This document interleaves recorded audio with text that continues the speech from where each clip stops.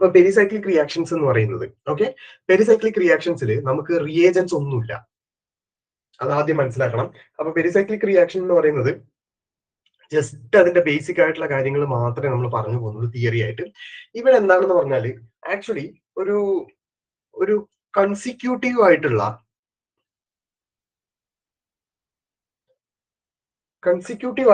ഒരു cyclic shift ആണ് ഇവിടെ നടക്കുന്നത്. Which mean that bond breaking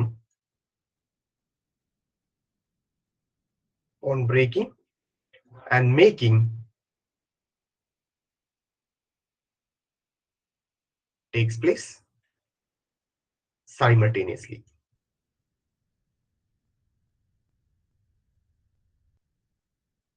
കാര്യം മനസ്സിലാവുന്നുണ്ടല്ലോ. ബട്ട് സൈമൾട്ടേനിയസ് ആയിട്ട് ബോണ്ട് ബ്രേക്കിങ്ങും മേക്കിങ്ങും സൈമൾട്ടേനിയസ് ആയിട്ട് നടന്നു പോകുന്നതിനെയാണ് ശരിക്കും പെരിസൈക്ലിക് റിയാക്ഷൻസ് എന്ന് വിളിക്കുക. അതിനർത്ഥം ഇവിടെ ദർ ഇസ് നോ ഇന്റർമീഡിയറ്റ്. അപ്പൊ ഇവിടെ ഇന്റർമീഡിയറ്റ് ഇല്ല, റിയേജൻസ് ഇല്ല, ഓൺലി റിയാക്ടന്റ് മാത്രം. ഓക്കെ, ഓൺലി റിയാക്ടന്റ് മാത്രം. ആ റിയാക്ടന്റിൽ വന്നിട്ട് കൺസിക്യൂട്ടീവ് ആയിട്ടുള്ള സൈക്ലിക് ഷിഫ്റ്റുകൾ കാരണം അല്ലെങ്കിൽ ബോണ്ട് ബ്രേക്കിംഗ് അല്ലെങ്കിൽ ബോണ്ട് മേക്കിങ്ങിലൂടെ ഈ റിയാക്ഷൻ നടക്കും. ഓക്കെ, പെരിസൈക്ലിക് റിയാക്ഷനെ ശരിക്കും ട്രിഗർ ചെയ്യുന്നത് ആരൊക്കെയാണെന്ന് പറഞ്ഞാൽ, അല്ലെങ്കിൽ ഇവിടെ ഒരു എനർജി സോഴ്സ് ഈ റിയാക്ഷൻ ഈ ഒരു റിയാക്ഷനെ ട്രിഗർ ചെയ്യുന്നത്, എനർജി പ്രൊവൈഡ് ചെയ്യുന്നത് either by heat or light. ഇവരെ മാത്രമേ നമുക്ക് അറിയേണ്ടുള്ളൂ. അപ്പൊ പെരിസൈക്ലിക് റിയാക്ഷൻസ് എന്ന് പറയുന്നത് കൺസിക്യൂട്ടീവ് ആയിട്ടുള്ള ഒരു സൈക്ലിക് ഷിഫ്റ്റ് ആണ്. അത് പറഞ്ഞാല് എന്താ പറയാ, ഒരു ഷിഫ്റ്റ് ചെയ്യും, അതിനടുത്ത് പാരലി അത് നടക്കും, പിന്നെ അവിടെ ബോണ്ട് ബ്രേക്കിംഗ് നടക്കുന്നത്, ബോണ്ട് മേക്കിംഗ് നടക്കുന്നതൊക്കെ സൈമൾട്ടേനിയസ് ആയിട്ട് നടന്നു പോകുന്ന ഒരു കാര്യമാണ്. അപ്പൊ ഇതിന് ഈ അത്തരത്തിലുള്ള റിയാക്ഷൻ ട്രിഗർ ചെയ്യുന്നത് ആകെ രണ്ട് കാര്യമുള്ളൂ, അത് ലൈറ്റ് ആണോ അല്ലെങ്കിൽ ഹീറ്റ് ആണോ എന്നുള്ളത് മാത്രമേ നമുക്ക് അറിയേണ്ട ആവശ്യമുള്ളൂ. ഓക്കെ, അപ്പോ ഇതില് പെരിസൈക്ലിക് റിയാക്ഷൻസ് എന്ന് പറയുന്നത് ഓക്കെ വളരെ ഇമ്പോർട്ടന്റ് ആണ്. ഇവിടെ മുതലാണ് നിങ്ങൾക്ക് അറിയേണ്ടത്. പെരിസൈക്ലിക് റിയാക്ഷൻസ് എന്ന് പറയുന്നത് ഇറ്റ്സ് ആക്ച്വലി ഇത് 3 ടൈപ്സ് ആണ്. പക്ഷെ കുറച്ചുകൂടെ നല്ലൊരു റെഫറൻസ് സ്ട്രക്ചർ എടുക്കുകയാണെന്ന് പറഞ്ഞാൽ പെരിസൈക്ലിക് റിയാക്ഷൻസ്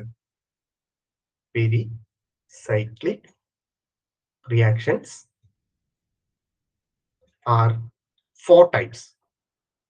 ആക്ച്വലി 3 ടൈപ്സ് എന്നായിരിക്കും നിങ്ങളുടെ ബുക്കിൽ, പക്ഷെ കുറച്ചുകൂടെ സ്റ്റാൻഡേർഡ് ബുക്ക് എടുക്കുകയാണെന്ന് പറഞ്ഞാൽ ഒരു റിയാക്ഷൻ കൂടെ ആഡ് ചെയ്തിട്ടുണ്ട്, 4 ടൈപ്സ്. ഓക്കെ, ആൻഡ് അത് ഓരോന്നോരോന്നായിട്ട് നമുക്ക് പഠിക്കണം. ഒന്ന് ഇലക്ട്രോസൈക്ലൈസേഷൻ റിയാക്ഷൻ.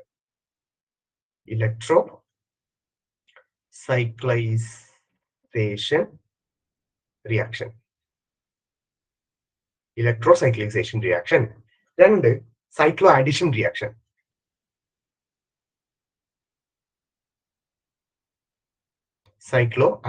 റിയാക്ഷൻ. മൂന്ന് സിഗ്മാട്രോപിക് റീഅറേഞ്ച്മെന്റ്.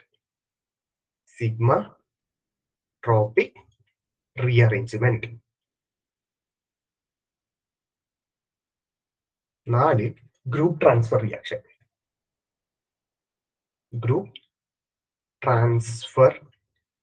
റിയാക്ഷൻ. ഇതിലില്ലേ ഒരു തവണ ചോദിച്ച ജാമിന് 2017 മറ്റോ ആണ് തോന്നുന്നു, നമ്മളതിപ്പോ പ്രോബ്ലം ചെയ്യുകയും ഒരു റിയാക്ഷൻ തന്നിട്ട് ചോദിക്കുകയാണ് ഇത് ഏത് ടൈപ്പ് റിയാക്ഷൻ എന്നാണ്. എന്നിട്ട് അതിൽ ഓപ്ഷൻ തന്നിരിക്കുന്നത് ഏതൊക്കെ അറിയോ? ഒന്ന് സിഗ്മാട്രോപിക് റീഅറേഞ്ച്മെന്റ്. ആക്ച്വലി ആ റിയാക്ഷൻ സിഗ്മാട്രോപിക് റീഅറേഞ്ച്മെന്റ്, അത് കാണുമ്പോൾ തന്നെ അറിയും. സിഗ്മാട്രോപിക് റീഅറേഞ്ച്മെന്റ്, പെരിസൈക്ലിക് റിയാക്ഷൻ, ആ ഒരു റിയാക്ഷൻ ഹീറ്റ് ട്രിഗർ അല്ലെങ്കിൽ heat triggered reaction.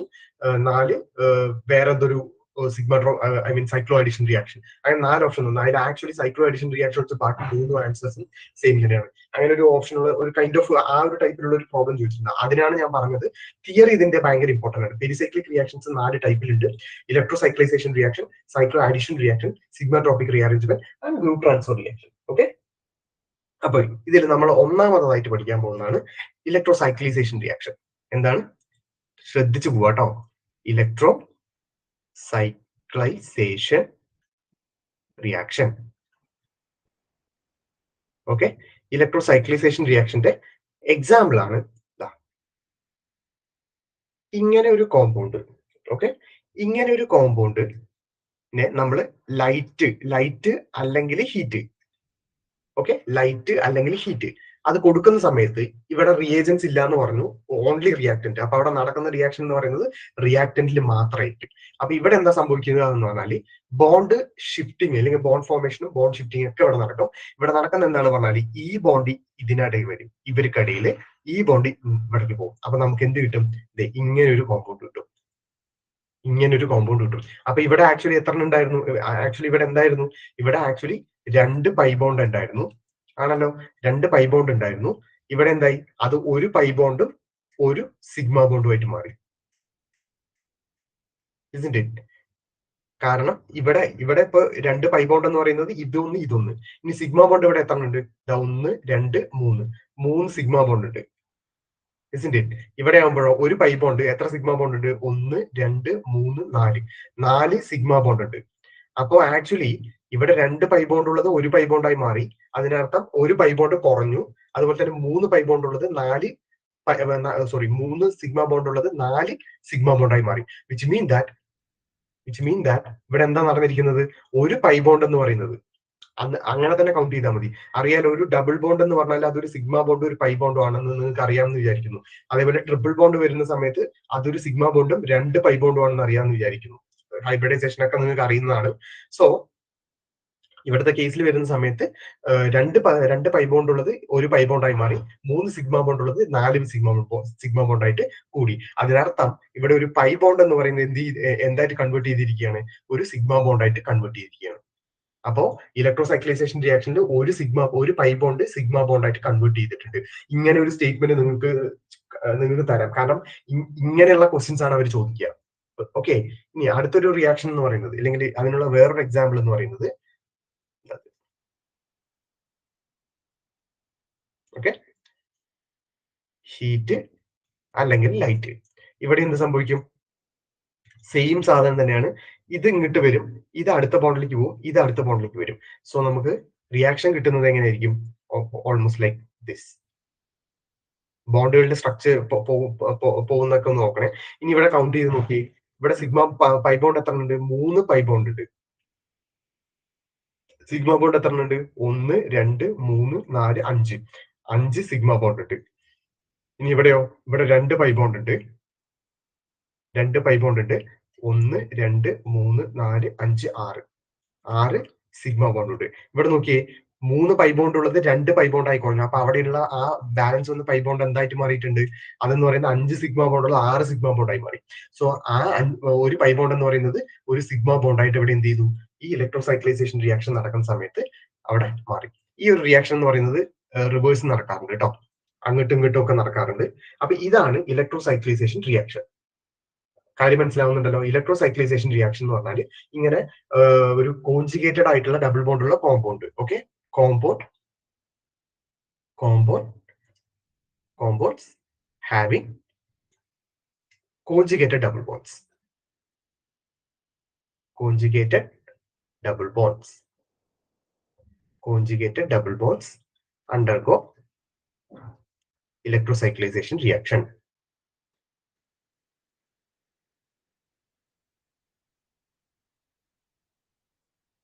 In presence of what? In presence of light അല്ലെങ്കിൽ heat.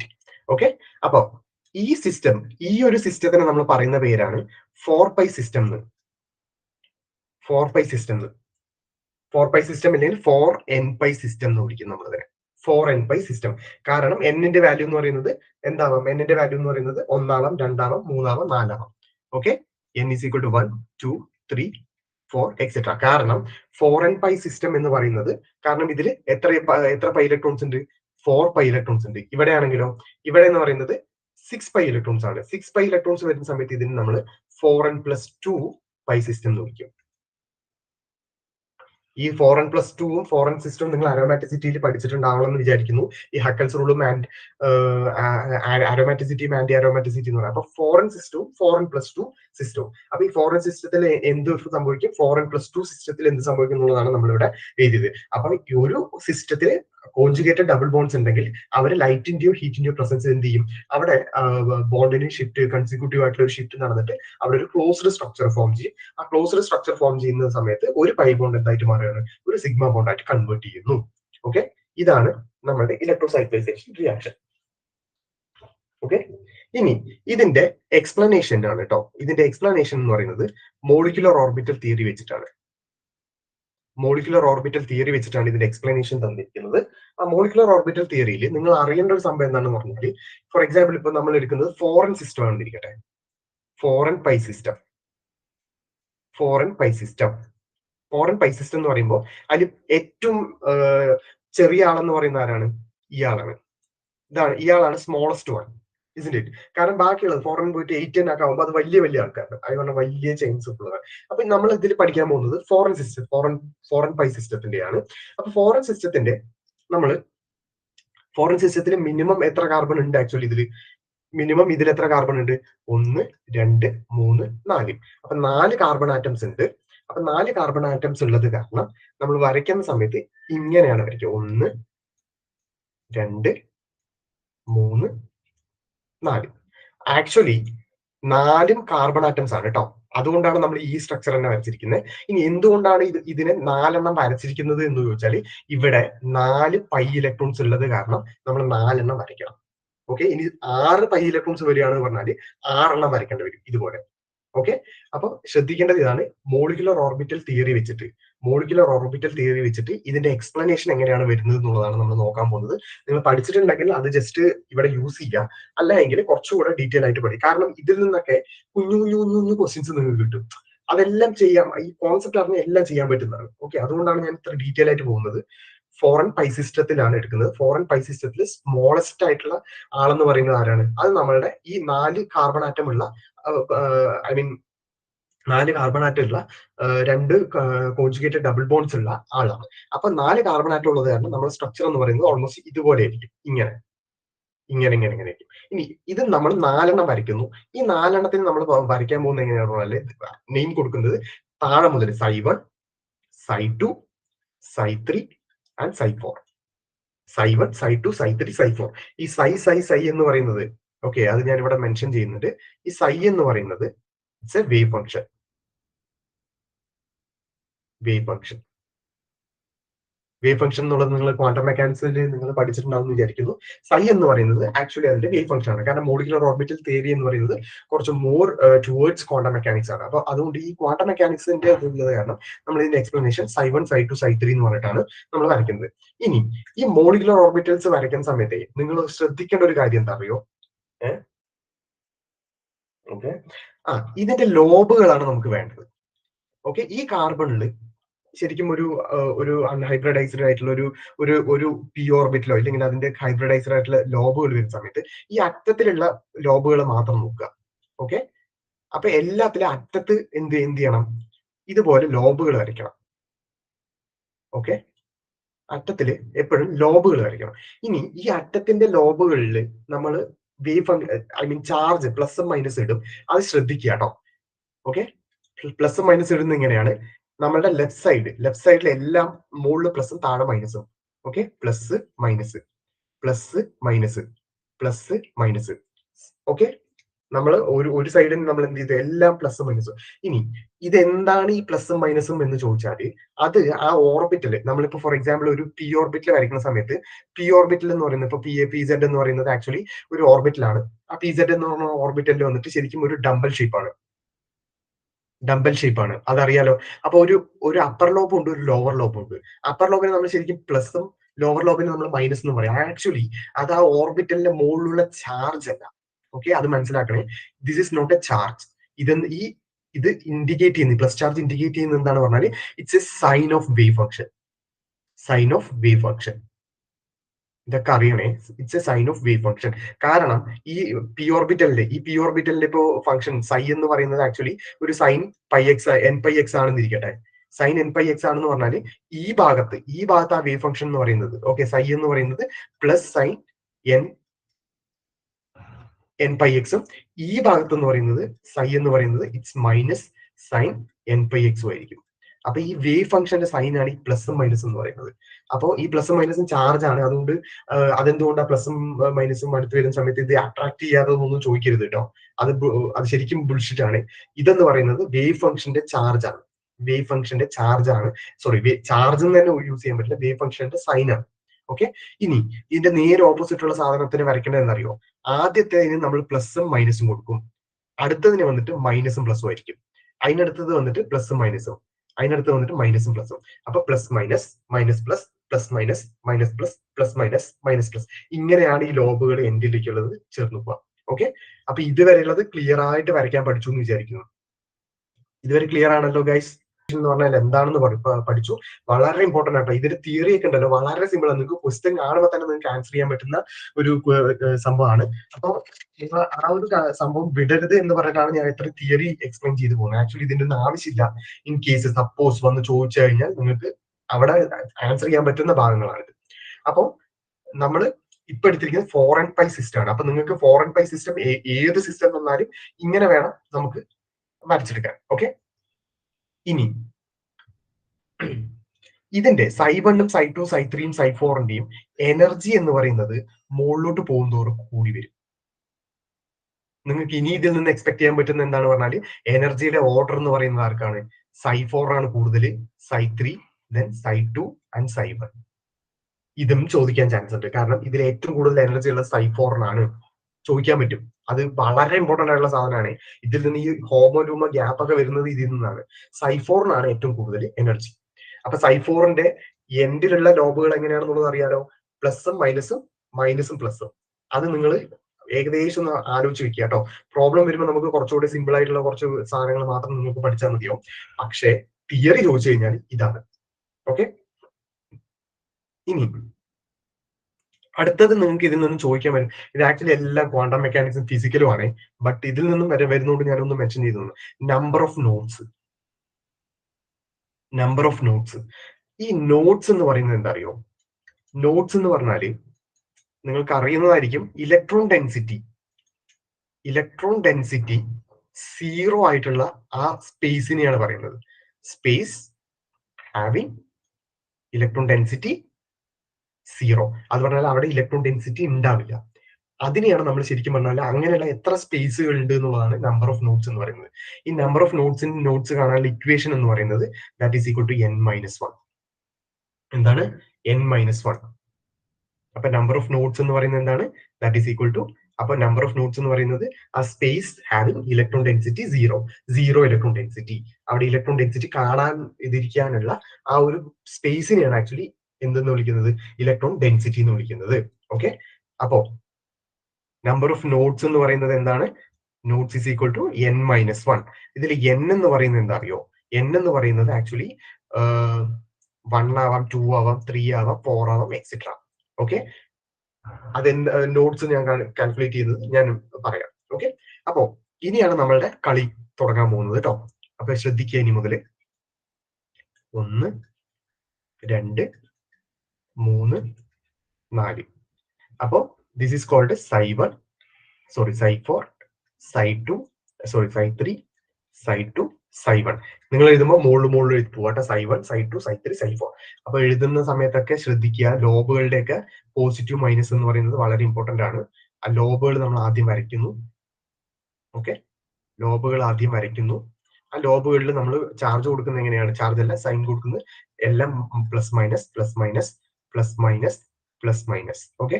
ഇനി സൈ1 നിന്നാണ് തുടങ്ങേണ്ടത്. സൈ1ലെ റൈറ്റ് സൈഡിലുള്ള ലോബുകൾ ദാറ്റ് ഇസ് പ്ലസ് മൈനസ്, മറ്റേത് മൈനസ് പ്ലസ്, ഇത് പ്ലസ് മൈനസ്, ഇത് മൈനസ് പ്ലസ്. ഓക്കെ. ഇനി അപ്പൊ ഇതാണ് നമ്മളുടെ എന്തെന്ന് പറയുന്നത്, ഇതെന്ന് ഐ മീൻ നമ്മളുടെ ഇതെന്ന് മോളിക്കുലർ ഓർബിറ്റൽ ഡയഗ്രാം. ഇനി ഇവിടെയൊക്കെ ലോബുകൾ ഉണ്ട് ആക്ച്വലി. ഇവിടെയൊക്കെ ലോബുകൾ ഉണ്ട്. ആ ലോബുകളുടെ ചാർജ് സൈൻ ഡിസ്ട്രിബ്യൂഷൻ ഒക്കെ എങ്ങനെയുണ്ട് ഒന്ന് വായിച്ചു നോക്കാം. നമുക്ക് അത്ര ഡീറ്റെയിൽ ആയിട്ട് പോകേണ്ട ആവശ്യമില്ല. അപ്പൊ ഇവിടെ റെപ്രസെന്റ് ചെയ്തിരിക്കുന്നത് എന്താണ്? സൈ എൻ ആണ്. വേവ് ഫംഗ്ഷൻ ആണ് ഞാൻ ഇവിടെ റെപ്രസെന്റ് ചെയ്തിരിക്കുന്നത്. സൈ എൻ എന്ന് പറയുന്നത് എന്താണ്? സൈ4, സൈ3, സൈ2, സൈ. ഇനി ഇതിലുള്ള നമ്പർ ഓഫ് നോട്ട്സ് ചോദിക്കുകയാണെങ്കിൽ ശ്രദ്ധിക്കുക. നമ്പർ ഓഫ് നോട്ട്സ് നമ്മൾ ഇതിൽ നിന്ന് ശ്രദ്ധിക്കുകയാണെന്ന് പറഞ്ഞാൽ നമ്പർ ഓഫ് നോട്ട്സ് എന്താണ്? That is equal to n-1. അപ്പൊ n എന്ന് പറയുന്ന വാല്യൂ ഏതാ അറിയോ? അത് ഈ വാല്യൂ ആണ്. ഈ n ആണ് ആക്ച്വലി ഈ n എന്ന് പറയുന്നത്. അപ്പൊ ഇവിടെ എത്ര നോഡ് ഉണ്ടാവും? ഇവിടുത്തെ n വാല്യൂ എത്രയാ? 4 ആണ്. അപ്പൊ that is 4 - 1 is equal to 3. ഇവിടെ എത്രയാ? 3 ആണ്. സോ ഇവിടുത്തെ നോഡ് എന്ന് പറയുന്നത് 3 - 1 ഈസ് ഈക്വൽ ടു 2. ഇവിടെ എത്രയാണ്? 2 ആണ്. So that is 2 - 1 is equal to 1 and here it's 1. So number of nodes is equal to 1:1 is equal to 0. So ഇവിടെ നമ്പർ ഓഫ് നോട്ട്സ് എന്ന് പറയുന്നത് 0 ആയിരിക്കുന്നത് എവിടെയാണ്? അത് സൈവണിനാണ്. ആ നമ്പർ ഓഫ് നോട്ട്സ് 0 ആയിരിക്കുന്ന ആ ഒരു സ്റ്റേജിനെ നമ്മൾ വിളിക്കുന്ന പേരാണ് ഇറ്റ്സ് എ ഗ്രൗണ്ട് സ്റ്റേറ്റ്. എന്താണ്? Ground state. അപ്പൊ നിങ്ങൾക്ക് അടുത്ത സ്റ്റേറ്റ്മെന്റ് വരാൻ ചാൻസ് ഇങ്ങനെയാണ്, ഗ്രൗണ്ട് സ്റ്റേറ്റിൽ നമ്പർ ഓഫ് നോട്ട്സ് എന്ന് പറയുന്നത് 1 ആണ്. It's A correct statement or incorrect statement എന്ന് ചോദിച്ചാൽ അത് ഇൻകറക്റ്റ് സ്റ്റേറ്റ്മെന്റ് ആണ്. കാരണം ഗ്രൗണ്ട് സ്റ്റേറ്റിന്റെ നമ്പർ ഓഫ് നോട്ട്സ് എന്ന് പറയുന്നത് 0 ആണ്.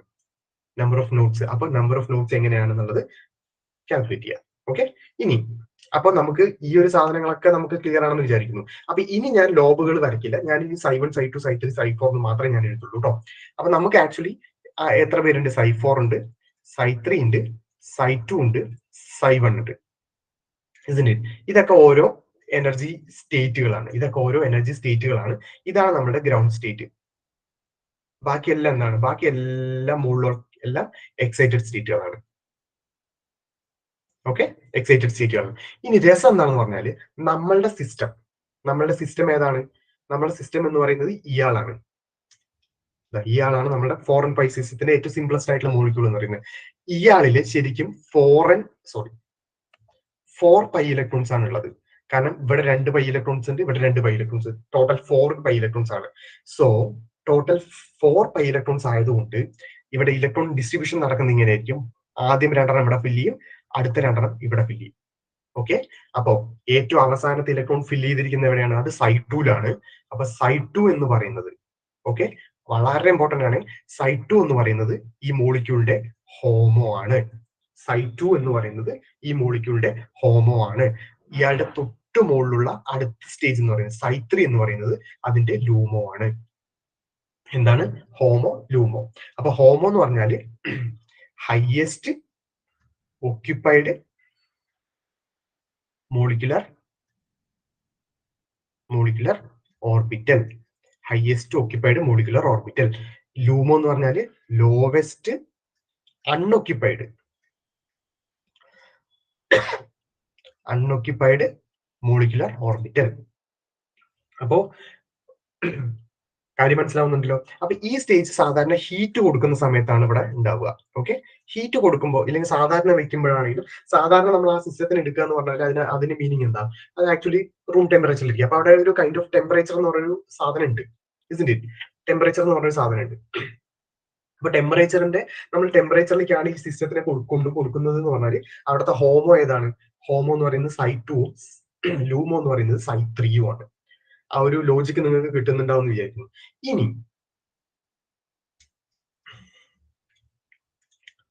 ഇനി സെയിം സാധനം സൈ1 സൈ2 സൈ3 സൈ4 ഹീറ്റിന്റെ പ്രസൻസിൽ ഇലക്ട്രോൺസിന്റെ ഡിസ്ട്രിബ്യൂഷൻ എന്ന് പറയുന്നത് ഇതായിരുന്നു. ആണല്ലോ. ഇനി നമ്മൾ ഇതിന് ലൈറ്റ് കൊടുക്കുകയാണെന്ന് വിചാരിക്കും. ലൈറ്റ് എന്ന് പറയുന്നത് എച്ച് ന്യൂ വരുന്ന സമയത്ത് അവിടെ എന്ത് നടക്കും? എച്ച് ന്യൂ വന്നു കഴിഞ്ഞാൽ അവിടെ ഇലക്ട്രോൺ എക്സൈറ്റേഷൻ നടക്കും. പോസിബിൾ ആണ്. അപ്പൊ ലൈറ്റിലുള്ള എനർജി, അപ്പൊ ലൈറ്റ് വരുമ്പോൾ മാത്രമേ അവിടെ ഇലക്ട്രോൺ എക്സൈറ്റേഷൻ നടക്കുള്ളൂ. ഹീറ്റ് കൊടുക്കുന്ന സമയത്ത് ഇലക്ട്രോൺ എക്സൈറ്റേഷൻ നടക്കില്ല. അത് മൈൻഡിൽ വേണേ. ഹീറ്റ് എന്ന് പറയുന്നത് it's A kind of energy. കാരണം ആ എനർജി കാരണം പാർട്ടിക്കിൾസിന് മൂവ് ചെയ്യാൻ പറ്റും. ആ ഒരു തെർമൽ മോഷൻ ക്രിയേറ്റ് ചെയ്യാൻ പറ്റും എന്നല്ലാതെ ഒരു സ്റ്റേജിൽ നിന്നും ഒരു ഓർബിറ്റലിൽ ഇരിക്കുന്ന ഇലക്ട്രോണിന് വേറൊരു ഓർബിറ്റലിലേക്ക് ട്രാൻസ്ഫർ ചെയ്യണമെങ്കിൽ, ഇല്ലെങ്കിൽ അതിനെ എക്സൈറ്റ് ചെയ്യണമെങ്കിൽ അതിന് ലൈറ്റ് തന്നെ വേണം. കാരണം ആ എനർജി ഗ്യാപ്പിന് കറസ്പോണ്ടിങ് ആയിട്ടുള്ള ഫ്രീക്വൻസിയുള്ള ലൈറ്റ് വന്നാൽ മാത്രമേ അതിന് എക്സൈറ്റേഷൻ നടക്കുള്ളൂ. അതൊക്കെ നിങ്ങൾ ക്വാണ്ടം മെക്കാനിക്സിന്റെ എല്ലാം ബേസിക് ആണ്, നിങ്ങൾ എല്ലാം അറിയാം. ഇതിന്റെ ബേസിക് ആയിട്ടുള്ള സ്പെക്ട്രോസ്കോപ്പിയുടെ ഒക്കെ ബേസ് അറിയാം എന്നുള്ളത് ഞാൻ വിചാരിക്കുന്നു. അപ്പൊ ഇലക്ട്രോൺ ലൈറ്റ് വന്നു കഴിഞ്ഞാൽ അവിടെ ഉറപ്പായിട്ട് എന്ത് ചെയ്യും? ഇലക്ട്രോൺ എക്സൈറ്റേഷൻ നടക്കും. സോ ഇലക്ട്രോൺ എക്സൈറ്റേഷൻ നടക്കുന്നത് എന്താണെന്ന് പറഞ്ഞാൽ ഈ ഹോമോ ആയിട്ടുള്ള ഇയാളിൽ നിന്നും ഒരു ഇലക്ട്രോൺ എന്ത് ചെയ്യും? ഇങ്ങോട്ടേക്ക് മാറും. അപ്പോ എന്താവും? സൈ1 സൈ2 സൈ3 സൈ4 isn't it? സോ ഇവിടുത്തെ ഇലക്ട്രോണിന്റെ ഇൻ പ്രസൻസ് ഓഫ് ലൈറ്റിന്റെ പ്രസൻസിൽ ഇതെന്താവും? ഇവിടെ 2 ഇലക്ട്രോൺ ആയി, ഇവിടെ 1 ഇലക്ട്രോൺ ആയി, ഇവിടെ വേറൊരു ഇലക്ട്രോൺ ആയി. isn't it? അപ്പോ ഇവിടെ നോക്കുന്ന സമയത്ത് നമ്മുടെ ഹോമോ എന്ന് പറയുന്നത് ഇയാളാണ്. കാരണം ഹയസ്റ്റ് ഓക്യുപ്പൈഡ് മോളിക്യൂൾ. അപ്പൊ ഏറ്റവും കൂടുതൽ ഇലക്ട്രോൺ, അവസാനത്തെ ഇലക്ട്രോൺ വന്ന് നിൽക്കുന്നത് സൈ3യിലാണ്. പക്ഷെ ലൂമോ എന്ന് പറയുന്നത് നമ്മുടെ സൈ4 ആണ്. കാര്യം മനസ്സിലാവുന്നുണ്ടല്ലോ. ഹോമോയുടെയും ലൂമോയുടെയും ആ ലൈറ്റിന്റെ പ്രസൻസിലും ഹീറ്റിന്റെ പ്രസൻസിലും മാറി. ലൈറ്റിന്റെ പ്രസൻസിലും ഹീറ്റിന്റെ പ്രസൻസിലും മാറി. അതാണ് ഞാൻ ഇവിടെ പറയാൻ വന്നത്. ഇനി നമുക്ക് വേണ്ടത് ഈ ഹോമോ ഏതാണ് ലൂമോ ഏതാണെന്നുള്ളത് മാത്രം അറിഞ്ഞാൽ ബാക്കിയുള്ള നമ്മളുടെ റിയാക്ഷൻസ് കണ്ടിന്യൂ ചെയ്യാൻ പറ്റും. അപ്പൊ ഇതുവരെയുള്ളത് ഓക്കെ ആണോ? നിങ്ങൾക്ക് ചോദിക്കാൻ വരുന്നതൊക്കെ എങ്ങനെയായിരിക്കും അറിയോ? ഇപ്പോ A system having 8 pi electrons, അതിന്റെ ഹോമോ എന്ന് പറയുന്നത് എങ്ങനെയായിരിക്കും, അങ്ങനെയൊക്കെ ചോദിച്ചു വരും. അപ്പൊ ഹോമോ എന്ന് പറയുന്നത് സൈ3 അല്ലെങ്കിൽ സൈ5 ഈസ് എ ഹോമോ, അങ്ങനെയൊക്കെ ചോദിക്കും. അപ്പൊ അതിനനുസരിച്ച് അത് മാറ്റണേ. അപ്പോ ഇതിന്റെ ഇനിയുള്ള സംഭവം എന്താണെന്ന് പറഞ്ഞാൽ നമ്മളുടെ റിയാക്ഷൻ എന്ന് പറയുന്നത് ഇതാണ് ആണല്ലോ. ഇയാളെ നമ്മൾ ലൈറ്റ്, അത് ലൈറ്റ് ആണോ ഓർ ഹീറ്റ് ആണോ എന്നുള്ളത് നമുക്കൊന്ന് നോക്കണം. Okay, light or heat or light. Okay, ഇവരെന്താ നടക്കുന്നത്? ഇവിടെ നിന്നും ഇങ്ങോട്ട് പോവും, ഇവിടെ നിന്ന് ഇങ്ങോട്ട് വരും. അപ്പൊ ആക്ച്വലി ഓൾറെഡി ഒരു സിഗ്മ ബോണ്ട് ഉള്ള ആൾക്ക് പൈ ബോണ്ട് പോകുന്നത് വലിയ ഇതായിട്ടുള്ള പരിപാടിയില്ല, അത് പൊതുവെ നടക്കുന്നതാണ്. പക്ഷേ ഒരു ബോണ്ടും ഇല്ലാത്ത ഇയാൾക്കും ഇടയിൽ എന്ത് വരുന്നുണ്ട്? ഒരു ബോണ്ട് ക്രിയേറ്റ് ചെയ്യുന്നുണ്ട്. അപ്പൊ ഈ സ്റ്റഡിയാണ് ശരിക്കും നടക്കേണ്ടത്. അവിടെ എന്തുകൊണ്ടാണ് ഈ സിഗ്മ ബോണ്ട് ഉണ്ടാവുന്നത് എന്നുള്ളതാണ് നമുക്ക് അറിയേണ്ടത്. ഓക്കെ ആണല്ലോ. അപ്പോ നമ്മൾ എടുക്കുന്ന ഫസ്റ്റത്തെ കണ്ടീഷൻ എന്ന് പറയുന്നത് ഹീറ്റ് ആണ്. Heating condition. ഓക്കെ, ഹീറ്റിന്റെ കണ്ടീഷൻ വരുന്ന സമയത്ത് നമ്മളുടെ ഹോമോ എന്ന് പറയുന്ന ആരാണ്? ഹീറ്റിന്റെ കണ്ടീഷൻ വരുന്ന സമയത്ത് ഹോമോ എന്ന് പറയുന്നത് സൈ2 ആണ്. ഹോമോ എന്ന് പറയുന്നത് സൈ2 ആണ്. ഹോമോ എന്ന് പറയുന്നത് സൈ2 ആണ്. isn't it? അപ്പോ നമ്മൾ സൈ2 വരയ്ക്കുകയാണെ, ഇതാ പ്ലസ് മൈനസ് മൈനസ് പ്ലസ് ആണല്ലോ. ഇനി ഇവരെന്താവുകയാണ്? ഇവർക്ക് ഇടയിൽ ഒരു ബോണ്ട് വരികയാണ് ആണല്ലോ. അപ്പൊ ഇവിടെ ബോണ്ട് വരുന്ന സമയത്ത് ഈ നമ്മളുടെ ഓർബിറ്റൽസ് എന്ത് ചെയ്യണം? റൊട്ടേറ്റ് ചെയ്തിട്ട് മറ്റേ ഓർബിറ്റലുമായിട്ട് എന്ത് ചെയ്യണം? ബോണ്ട് ക്രിയേറ്റ് ചെയ്യണം. ബോണ്ട് ക്രിയേറ്റ് ചെയ്യാൻ പറഞ്ഞാൽ ഇങ്ങനെയാണെന്ന് അറിയാലോ. ഇതാണ് ബോണ്ട് വരിക, ബോണ്ടിങ് ഇന്ററാക്ഷൻ അല്ലെങ്കിൽ ഓവർലാപ്പിംഗ് എന്ന് പറയുന്നത്. അപ്പൊ ഈ ഓവർലാപ്പിംഗിന്റെ സമയത്ത് ഈ ഹോമോ ആണ് നമ്മൾക്ക് ആദ്യം എടുക്കുന്നത്, സൈ2 ആണ്. സോ ഈ ഓവർലാപ്പിംഗ് നടക്കണമെങ്കിൽ പ്ലസും പ്ലസും മാത്രം ഓവർലാപ്പിംഗ് നടക്കുള്ളൂ. പ്ലസും അല്ലെങ്കിൽ മൈനസും ആണ് ഓവർലാപ്പിംഗ് നടക്കുക. അപ്പോ ഇവിടെ ഇൻ പ്രസൻസ് ഓഫ് ഹീറ്റ് ആണ് എടുക്കുക. അപ്പൊ ഇൻ പ്രസൻസ് ഓഫ് ഹീറ്റിൽ ഇവിടെ എന്താ നടക്കുന്നത്? ഇവിടെ ശ്രദ്ധിക്കുക, ഇവിടെ പ്ലസും അല്ലെങ്കിൽ മൈനസും ആണ് നമുക്ക് ഇവിടെ എന്ത് ചെയ്യേണ്ടത്? മിക്സ് ആവേണ്ടത്. അപ്പോ ഈ പ്ലസിന് ഇവിടെ വരണം, isn't it? അപ്പൊ ഈ പ്ലസ് എന്ത് ചെയ്യണം? ഈ ലോബ് കറക്റ്റ് ആയിട്ട് ഇങ്ങനെ തിരിയണം, ക്ലോക്ക് വൈസ് തിരിയണം. എന്ത് നടക്കണം? ക്ലോക്ക് വൈസ് തിരിയണം. ഇനി അപ്പൊ പ്ലസ് ഇവിടെ എത്തും. ഇനി ഇവിടത്തെ പ്ലസ് എവിടെയാണ്? ഇവിടത്തെ പ്ലസ് ഇവിടെയാണ്, സോറി താഴെയാണ്. അപ്പൊ ഈ പ്ലസ് ശരിക്കും ഇവിടെ വരണം എന്ന് പറഞ്ഞാല് ഇയാൾ എന്ത് ചെയ്യണം? ക്ലോക്ക് വൈസ് തിരിയണം. മനസ്സിലാവുന്നതല്ലേ? ഇയാൾ ഇങ്ങനെ തിരിഞ്ഞാൽ ഈ മൈനസ് ചാർജ് ഇവിടെ, മൈനസ് സൈൻ ഇവിടെ വരും, പ്ലസ് സൈൻ ഇവിടെ വരും. അപ്പൊ നമുക്ക് എന്ത് കിട്ടും? ഇങ്ങനെ ഒരു സ്ട്രക്ചർ കിട്ടും. ഇങ്ങനെ ഇങ്ങനെ, ഇത് പ്ലസ് മൈനസ്. ഇവിടെ എന്ത് സംഭവിച്ചു? ഓവർലാപ്പ് വന്നു. ഓക്കെ, അപ്പൊ ഇവിടെ എന്താ നടക്കുന്നത് പറഞ്ഞാല് രണ്ട് ലോബുകളും എങ്ങനെയാണ്? ഒരേ ഡയറക്ഷനിലാണ് മൂവ് ചെയ്യുന്നത്. Okay, two lobes moving same direction. ഇതിനെയാണ് നമ്മൾ പറയുന്നത്, പേര് ശ്രദ്ധിക്കുക കേട്ടോ, സോറി, ഇതിനെയാണ് നമ്മൾ പറയുന്നത് കോൺ റൊട്ടേറ്ററി. എന്താണ്? കോൺ റൊട്ടേറ്ററി. വളരെ ഇമ്പോർട്ടന്റ് ആയിട്ടുള്ള ടേം ആണ്. കോൺ റൊട്ടേറ്ററി എന്ന് പറഞ്ഞാൽ ഈ രണ്ട് ലോബുകളും സെയിം സൈഡിലേക്ക് മൂവ് ചെയ്തിട്ട് ഓവർലാപ്പ് ചെയ്തിട്ട് അവിടെ എന്ത് സംഭവിക്കുകയാണ്? അവിടെ വന്നിട്ട് അപ്പൊ ഫോറിൻ സിസ്റ്റത്തില് ഹീറ്റ് വരികയാണെന്ന് പറഞ്ഞാല് കോൺ റൊട്ടേറ്ററി ആണ് നടക്കുക. കാര്യം മനസ്സിലാവുന്നുണ്ടല്ലോ? ഇനി ലൈറ്റിന്റെ കണ്ടീഷൻ വരുന്ന സമയത്ത് നമ്മളുടെ ഹോമോ എന്ന് പറയുന്നത് ഏതാ? ഹോമോ എന്ന് പറയുന്നത് സൈ3 ആണ്. ഹോമോ എന്ന് പറയുന്നത് സൈ3 ആണ്. അപ്പൊ നമ്മൾ സൈ3 വരയ്ക്കുന്നു. ഇവിടെ ഉറപ്പായും പ്ലസും മൈനസ് ആണ്. ഇനി സൈ1ന് ഇവിടെ പ്ലസും മൈനസും, സൈ2ന് മൈനസും പ്ലസും, സൈ3ക്ക് അഗൈൻ പ്ലസും മൈനസും. സോ ഇവിടെ എന്താ നടക്കുന്നത്?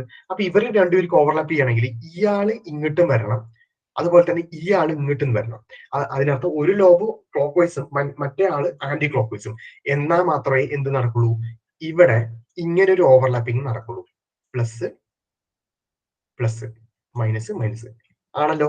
അപ്പോ രണ്ടാൾക്കാരും ഡിഫറെന്റ് ഡയറക്ഷനിലാണ് എന്ത് ചെയ്യുന്നത്, ഡിഫറെന്റ് ഡയറക്ഷനിലാണ് lobes moving in different direction. ഇതിനെയാണ് നമ്മൾ വിളിക്കുന്നത് ഡിസ്റൊട്ടേറ്ററി. ഡിസ്റൊട്ടേറ്ററി ഡിസ്റൊട്ടേറ്ററി ഇത് ക്ലിയർ ആണല്ലോ. അപ്പൊ എന്താണ് കോൺട്രോട്ടേറ്ററി, എന്താണ് റൊട്ടേറ്ററി എന്നുള്ളത് ഏകദേശം നിങ്ങൾക്ക് ക്ലിയർ ആയി എന്ന് വിചാരിക്കുന്നു.